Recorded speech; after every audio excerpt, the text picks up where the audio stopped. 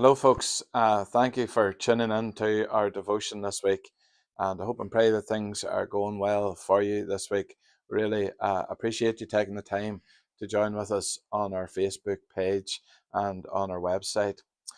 Last time we thought about the words of Jesus about being in the world, but not of the world, thinking about the importance of living a focused life on the teaching of the Bible and God and not being consumed by the things of the world. One of the things that really spoke to me in David's showroom are these old scales. And when I was a young person growing up, this was a very familiar sight in the shops where an item would have been weighed and you would have paid the price for the product against the weight of it. And the scales were a very important part of shops in the past generation. Young people wouldn't remember these, but I certainly remember the scales being used to weigh products in the shops in my younger days. As I looked at these scales, I was reminded of an amazing scene in the Old Testament in the book of Daniel. In Daniel chapter 5, we read about a great king.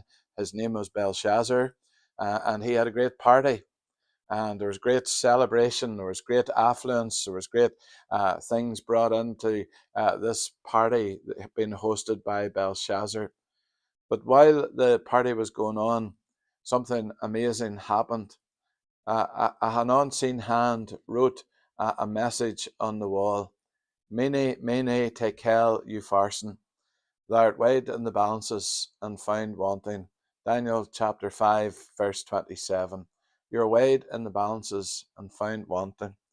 These scales remind us that we're all being weighed.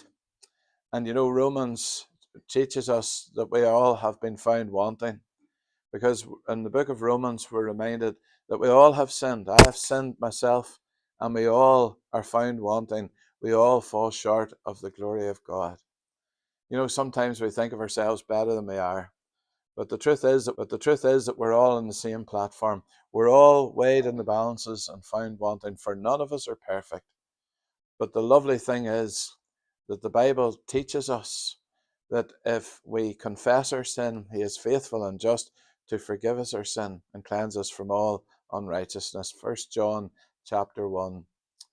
I encourage you today to think about the fact that we're all the same. We're all sinners. And know that Jesus paid the price on the cross of Calvary to be our Saviour, so that when the Lord comes or calls, we will not be found wanting, but that we will trust in the forgiveness offered to us through the finished work of Jesus on the cross of Calvary. Belshazzar and his group at that great party all those years ago, and that we read of in Daniel chapter 5, he was weighed in the balances and found wanting. We too are found wanting at this moment without Christ, but if we trust in him, it is to his credit that we have made our peace with the Lord, and we are no longer found wanting, for we rest upon him alone for salvation. I trust and pray that you'll have a good week, and that you'll think about the fact that we all